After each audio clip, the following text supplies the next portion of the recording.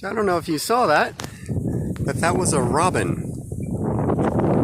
I'm out walking in our wetlands, just right outside our museum, and I'm looking for birds.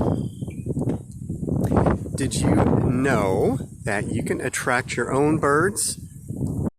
Well, hello again. This is Mr. Tom here with another weekly video for you. So I just came back in from outside. I was doing a little bit of bird watching, and hopefully you got to see that robin that I saw in the tree.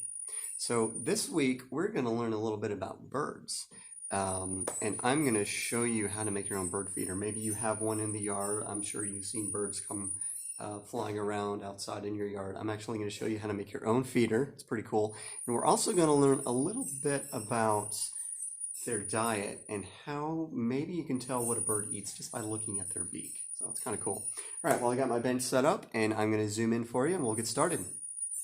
All right, well, let me show you the materials we're going to need to make our feeder. First, I've got this toilet paper tube. I've also got some string. This is yarn here. You can use any kind of string you like, that's fine. I've also got peanut butter. And of course, we need some kind of bird feed, right? So here's kind of a mix of some different seeds and things. So we got sunflower seeds, some other little tasty things in there, different kinds of birds like to eat. All right, so we're going to use some of that. Right, now, this is going to be the main part of our feeder. But what do you think would happen if I just poured some seeds on here? Would it stick? No, it would just roll off. So we need to find some way to make all the seeds stick onto this tube.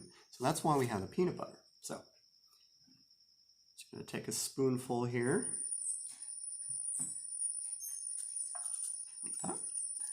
I'm just going to wipe it on there and then just kind of spread it around. Yeah, try and keep it even. There we go. That's a little easier. Put your 2 fingers in there like that and get the whole tube.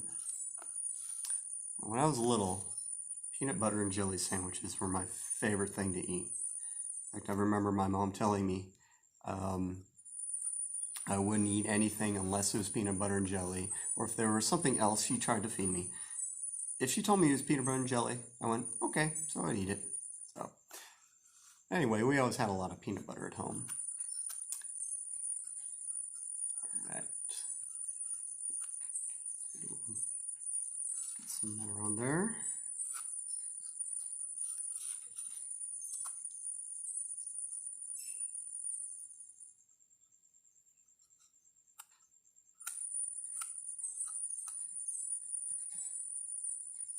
It's a really nice day outside. So I think when I'm done with this, I'm going to try and hang up this feeder, see what kind of birds are out there. In fact, I'm looking at our balcony. I see birds right now. I see 2 robins perched out on the balcony. Maybe they'll like to have some seeds. Well, robins, they actually like to eat larger insects. Maybe you've seen a robin with a worm. So when I'm done with this, I'm actually going to show you how you can tell what a bird might want to eat just by looking at its beak. All right, almost done here. Getting peanut butter on my fingers, that's okay. It's okay to get a little dirty.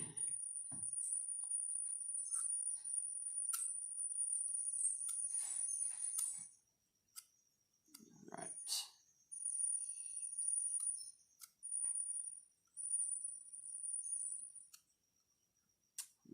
Just about ready, I think.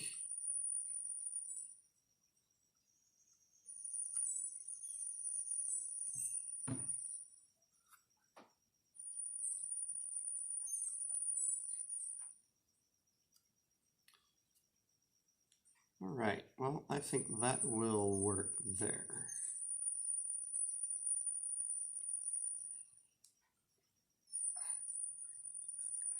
I think that's pretty well covered with peanut butter. Do you? Yeah? All right, well, let's go ahead and give it a try. Now what I'm going to do is I'm going to take my seed and I am going to empty some seed out onto this tray.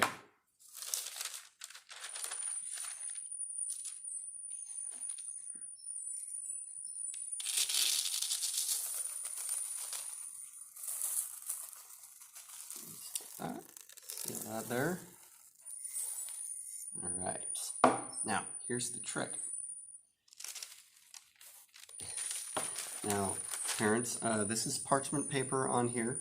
You can use any kind of baking sheet or thing like this. This will be fine. And then just spread the seed along the parchment paper. And now we are ready to take our tube and we're just going to roll it. Roll it over. And then how you see right there, see how it's sticking? That's what we want. We want the seeds to stick to the tube. All right, maybe make a couple passes. It's pretty fun to do. And there we go. Well, we got one thing left to do, and that is we need to add our string so we can hang it off a branch. So I'm just going to feed this through here. There we go. All right, so you kind of got like a big long necklace here. All right, now you might need parents to help you with this. What I'm going to do is I am going to loop one end. Make a loop like that. Take the other end, put it through. All right, so now I want to close this loop, so pull this tight, just like that. And there we go. That is our bird feeder. And now you're ready to go outside, hang it on a tree, see what birds you can find. All right, now just real quick before we go, let me show you one, how you can spot your own birds. If they come right up to a bird feeder and they're up close, like maybe near a porch or a tree that's next to the porch, you might not need any binoculars at all, but if you want to get a really good look at the birds there, use some binoculars. These are just some binoculars we have here in our discovery room. Also might help if you have a bird guide. So these are really nice. You can get even just little small books that fit in your pocket there. They're pretty handy to have when you're, say, walking around outside. Or if you want to see what birds are coming by your bird feeder, you can use one of these. All right, now real quick, I promised I was going to tell you how you can tell what a bird might eat just by looking at its beak. Now, these are 3 different beak shapes I've drawn here. This one up top, it's kind of like the classic beak shape. See how it's wide over here, and then it gets narrower. It's kind of like a cone or a triangle. See how it gets pointy on the end here? So birds that have these are like cardinals, for example, and their beaks are actually really strong because it's so wide up here that they can use those beaks to peck at large seeds and nuts and crush them. I think maybe a sunflower seed might be easy for them to crush. I'll look over here. This one down below, long and thin and pointy. This is like a robin's beak. So a bird that has this kind of beak would have an advantage for getting large insects or even worms. So in fact, I think the robin that I showed you out there had a worm in its beak. And then look down here, short and pointy. So kinds of birds that have these beaks are like chickadees. Kind of fun to say, chickadee. So these little birds have these little beaks for eating. I can grab one here. I'll just grab a handful. These little seeds right here. See, they're very small, much smaller than the sunflower seeds. Okay, so using what you know now and what kinds of seeds you have on the feeder, what kind of birds do you think you might attract? You got a mix of some larger sunflower seeds in there, but you also got some smaller seeds. So maybe you can use your newfound knowledge there and think about what kinds of birds you can attract with your feeder.